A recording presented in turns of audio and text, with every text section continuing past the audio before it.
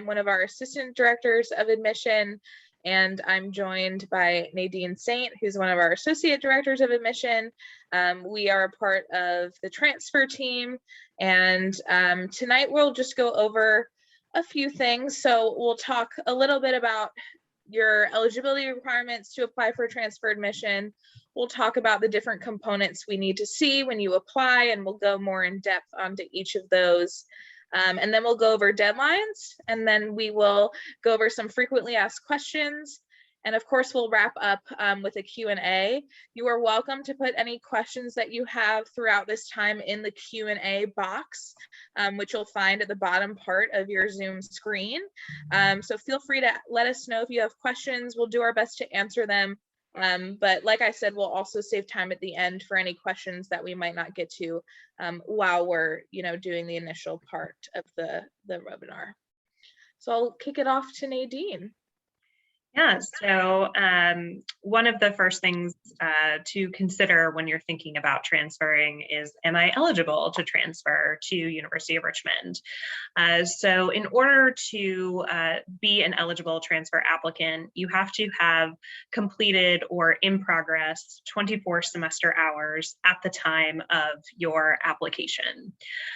So for example, if you are currently a first-year student, you would be eligible to apply for the following fall because you have, in theory, completed a semester in your fall semester, and then you are currently in progress in the spring when you are submitting your application to Richmond. So basically, we need to see 2 semesters of college coursework in order for you to be eligible to transfer. You see the 6.82 transferable units listed here because we are on the unit system rather than the semester hours system, but we've given you the rough equivalent of about 24 semester hours there.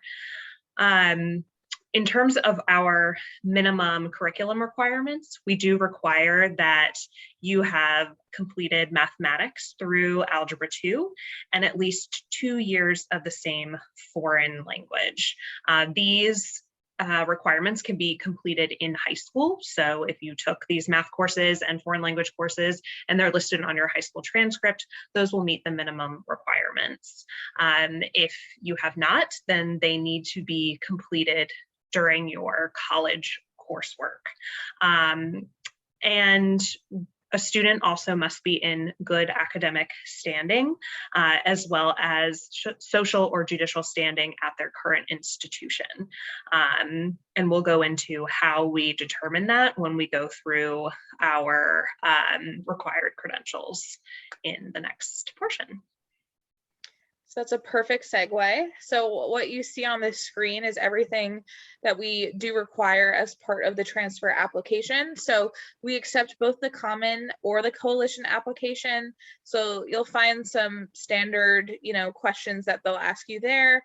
But you will also be writing an essay for us, and you'll see the prompts through either the common or the coalition application. Mm-hmm. We also require your official transcripts. This means that we need an official final high school transcript with your graduation date listed on it. That needs to come directly from the institution, as well as your college transcripts. So if you have attended multiple institutions, we need college transcripts from each college or university you attended. And those, again, need to come officially from the college or university in order to be accepted. We do not accept self-reported transcripts. Typically, the way that you can send them in to us is requesting that either usually from the registrar's office at the college or university, or through possibly the dean of students or similar registrar's office at the high school. Perhaps your school counselor as well in high school could help you send those documents to us. Most colleges and universities are able to send it electronically via electronic transcript service. And that honestly is the most ideal way to send it to us because it's a little bit easier for us to track. If for some reason you think you sent it in to us, but we don't have it, usually we can take a look more easily to find it electronically than snail mail. But some institutions don't offer the electronic option, but otherwise you can mail an official copy to us. It just has to be sealed by the registrar's office. And you heard Nadine refer in the previous slide to us needing you guys to be in good academic and social standing. And the way that we are able to determine that is through the college report form. And you can find that through the Common or the Coalition application, whichever one you decide to use when you apply. If for some reason you can't find it, we do link both forms on the application requirement section of our website. But essentially, that's asking typically the dean of students at your institution to let us know if you are in good academic standing, if you have any type of disciplinary violations that we need to be aware of. So the reason that the dean of students usually completes it is because they have access to those types of records. So again, that's something that they can send to us electronically. It doesn't have to go through you, but you do need to request that the appropriate dean does fill that out for you.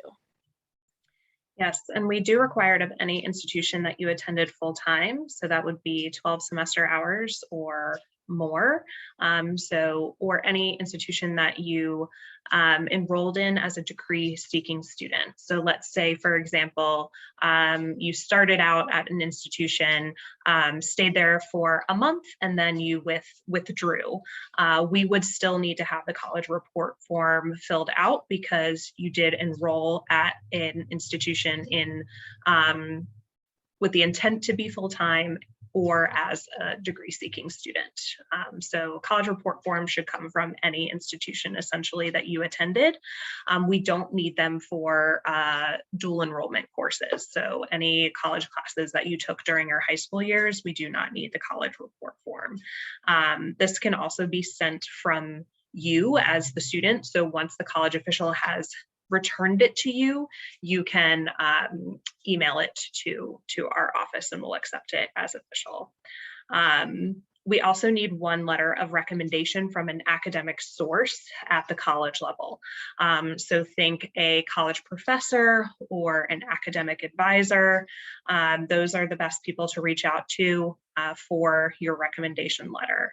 On the very rare occasion, we're able to make exceptions to that for students who might not be currently enrolled at their institution or haven't been enrolled for some time at a college or university. So just please be in touch with any additional questions around that. But really we should be making every effort to have it from an academic source because that gives us the most reliable information in your application about your potential as a student at Richmond. Yeah, and then we also will need course descriptions just for any of your college coursework, whether you've already completed it or you're currently in progress with that coursework. And you can just, take the course descriptions from your institution's website or a syllabus that you have from the course, and you can just copy and paste it onto a Word document, of course, labeled with which course you're giving us a summary for.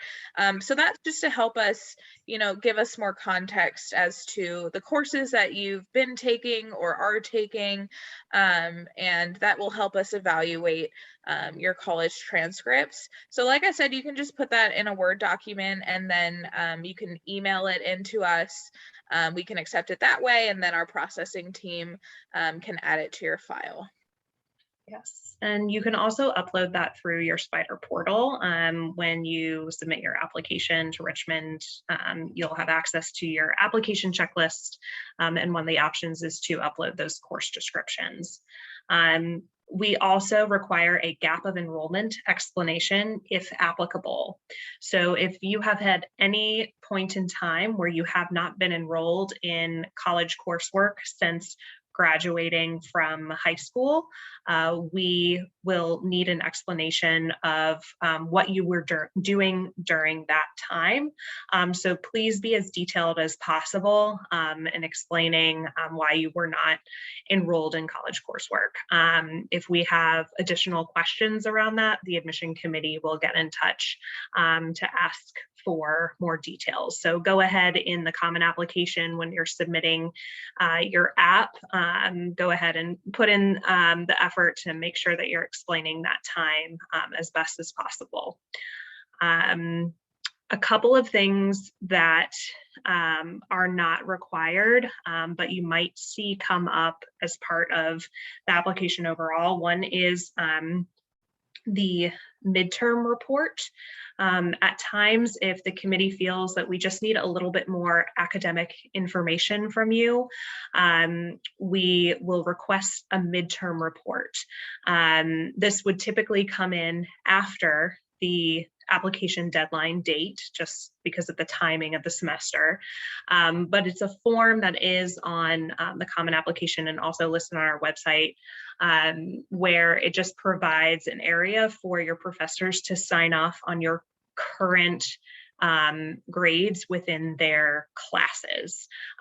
So this is really good for students who are applying to be sophomores at Richmond. So if you've only completed one semester of fall coursework, it's really helpful for us to see just a progress report of how you're doing in the spring. If we feel, again, that we need that, we will be in touch. So it's not required per se, but just something to be aware of that you might have to do if we just feel we need some extra information. And then for any international students, we do have a couple of extra requirements that we will need you to fulfill. So first of all, if you come from a country where English is not your first language, or if it's just not your first language in general, we do have an English proficiency requirement.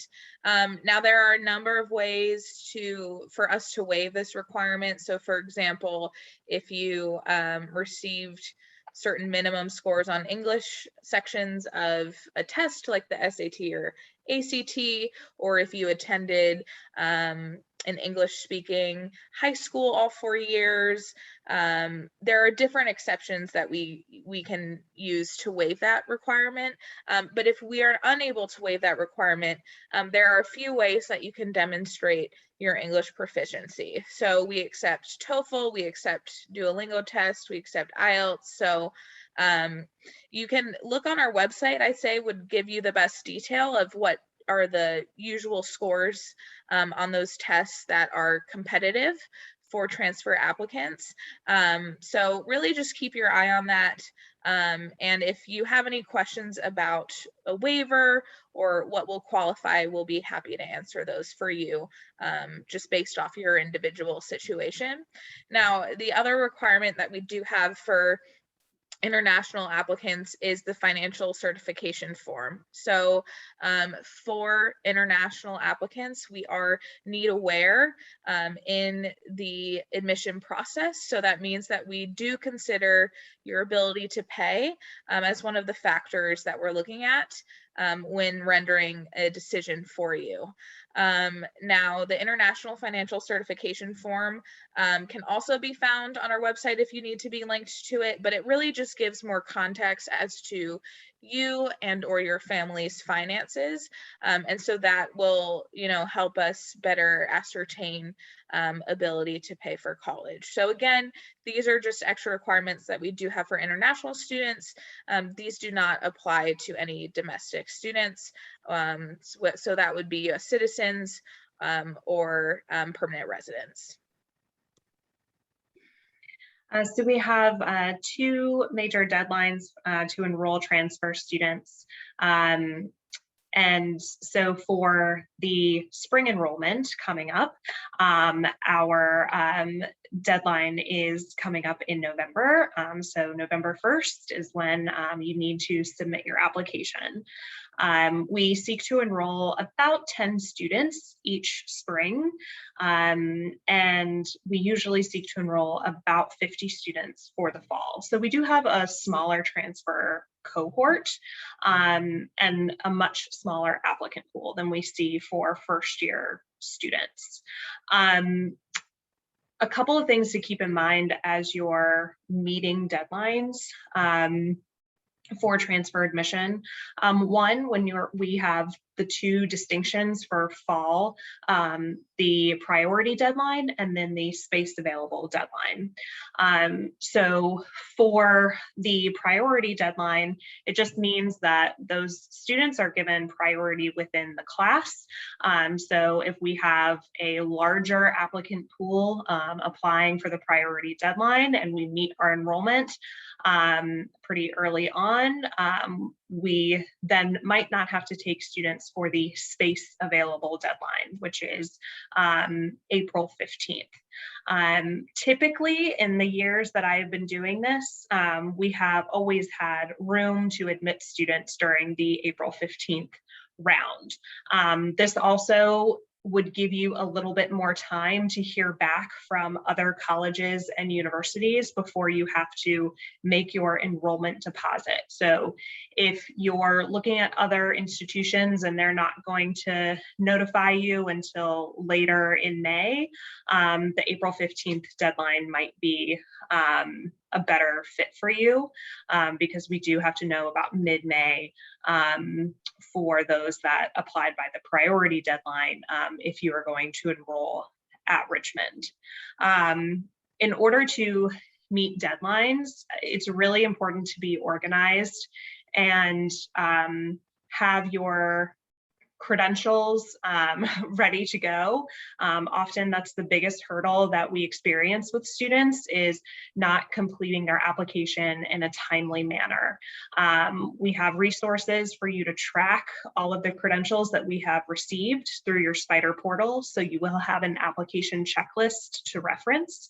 So it's very important that you read your emails, that you check your portal, and that you communicate with our office if you are missing anything and you are under the assumption that it should be there based on you requesting the credential from your school. We do have a credential deadline that falls usually about 10 business days after the application deadline. And this is really there as a catch-all for extenuating circumstances, things getting lost in the mail, lost in cyberspace, those kinds of things. But you should really make every effort to have your application and all your supporting credentials in by the application deadline, and then you can use that cushion if you really need it. But just keep that in mind to keep yourself organized and have the most successful application. Yeah, and I will add too, sometimes students ask, if they apply to the spring and they aren't admitted, can we roll them over to the fall? You'd have to reapply for fall, for the fall admission date. So just keep that in mind moving forward.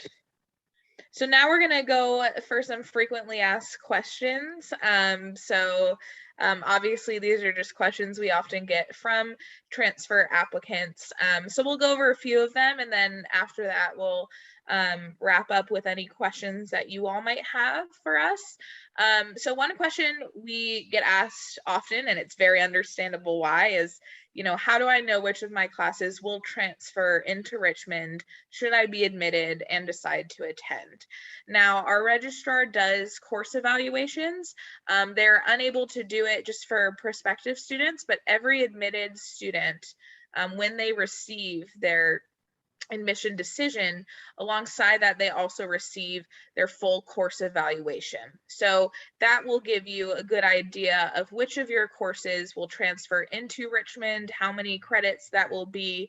It'll really go in depth as to what we'll be able to take, and hopefully that will give you a lot more information that you would need when you're deciding whether or not to ultimately enroll at Richmond. So really the short version of that is that we will give you that full evaluation upon acceptance to Richmond. Mm-hmm. And to piggyback off of that, the other question we often get is, okay, I'm thinking about my course selection for the next semester. What classes should I take?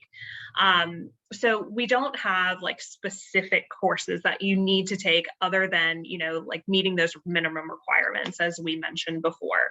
But what I typically advise transfer students to consider is staying pretty general in terms of their coursework, following a liberal arts curriculum, so representation in various different academic areas.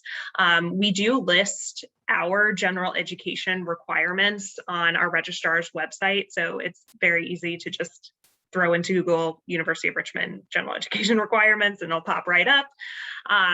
And so I tell students to go ahead, take a look at those, see what kind of classes fulfill those requirements, and then just try to match to classes that are offered at your current institution. And this will give you a pretty stable schedule that's going to be competitive in our applicant pool and also set you up for success once you do transfer to Richmond. There are a couple of courses that I might suggest based on your interest, and we'll kind of go into this a little bit in the next couple questions, but for students interested in possibly studying business at Richmond, if you have not taken calculus in high school, I would highly recommend that you take it in your current institution before transferring to Richmond. It is a requirement for our business school, and it's one of the courses that would transfer. So I would recommend getting that out of the way if you can, and it just helps you sort of down the line. But other than that, there's not really any specific coursework that we're sort of checking off during your application. So keep it pretty general and then use your time at Richmond to get more specific into your area of study. So another question that we get is if we have any guaranteed admission agreements with any other colleges. Another term for this would be articulation agreements. So sometimes this happens with community colleges. They have agreements with certain universities that if students meet a certain threshold with certain grades then and credits, then they'd be able to definitely transfer. Richmond's a private institution. We aren't held to any of those types of things. So we currently do not have any guaranteed admission agreements. But, you know, if you're taking, you know, courses that are strong and you're, you know, performing well in those courses, then, you know, we know that you're set up for success.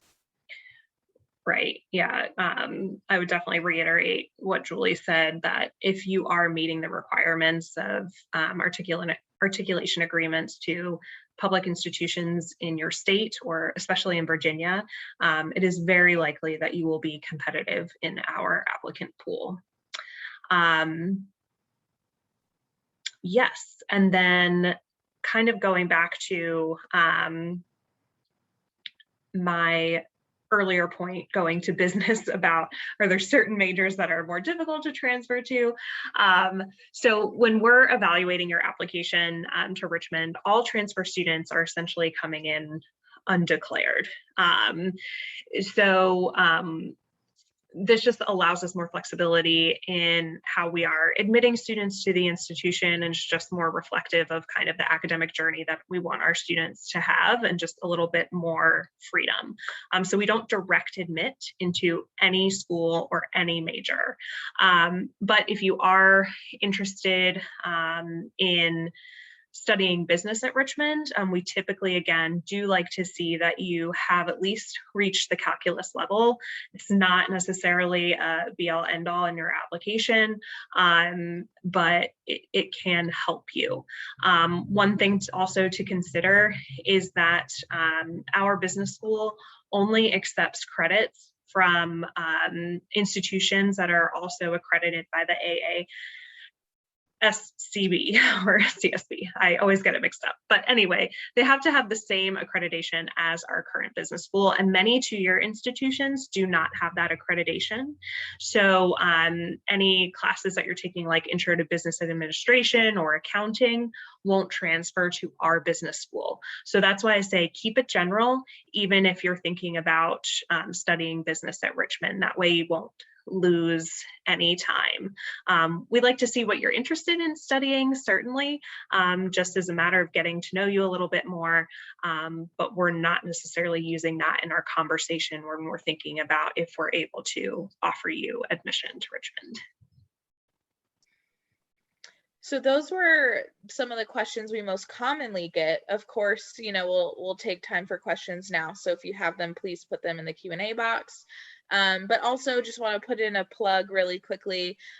If you have any questions that you might think of after this webinar, we do have an email inbox just for transfer students. So it's transfer@richmond.edu.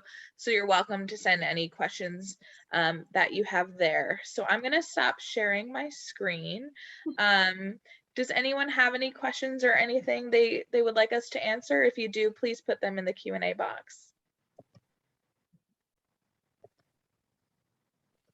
I'll also offer, while maybe people are brainstorming, that if you get a chance, and because you're part of the webinar, you have already sort of registered within our system and our contact list. But for those of you who might be joining us with the recording, it's a great way to get in touch with us is to be a part of our contact list. We don't send too many emails, just some application reminders and tips, but where it really helps is for us to attach files that you might submit or credentials that you might submit before your application gets to us to your file. So it's much easier to match if we have sort of your name and email address in our system. So it helps just us on the processing side more than anything, and a good tip, again, just to get some additional communication for us and reminders about deadlines. So it looks like we have a question. So someone asked, how many AP, CLEP, et cetera, credits do you accept? Mm-hmm. That depends on the department. So I'm actually gonna put a link in the chat box really quickly to our registrar specific page about this. So different departments accept different credits, and that's all listed out on this website, but it's really on a case-by-case basis.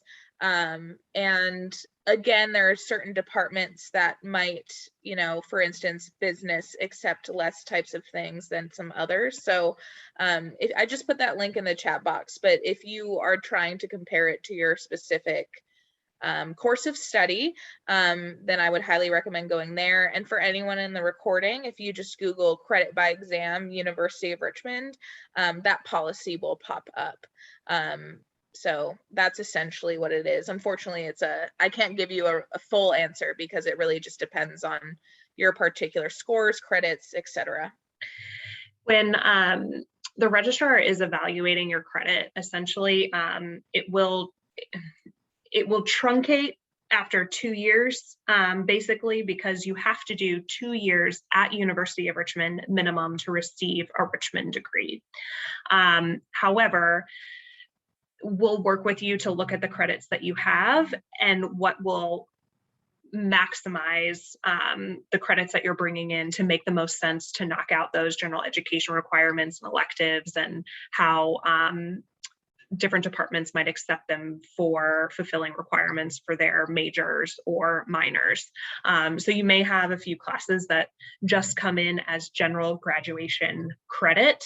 And so you might have over the amount of credits that we would technically accept. But there's not really a cutoff. It's more just about completing essentially a junior and senior year in residence at Richmond in order to complete the degree. So often we get students who might ask oh, I've been at my current institution for 3 years, and for whatever reason, I want to transfer and just finish out my senior year at Richmond and graduate with a Richmond degree. And unfortunately, that's not possible. You would have to take another 2 years at Richmond to graduate with our degree.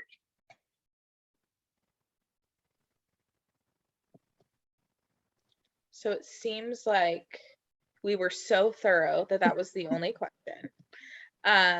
So like we said, please reach out if you have any questions. We know that sometimes questions can be very situation specific, so we're happy to help you workshop through those. So just let us know. But other than that, I guess I can speak on behalf of both of us when I say thank you for your time. We really appreciate your interest and attending tonight. Yes, please be in touch if you have any questions. Thanks again. Bye, guys. Bye.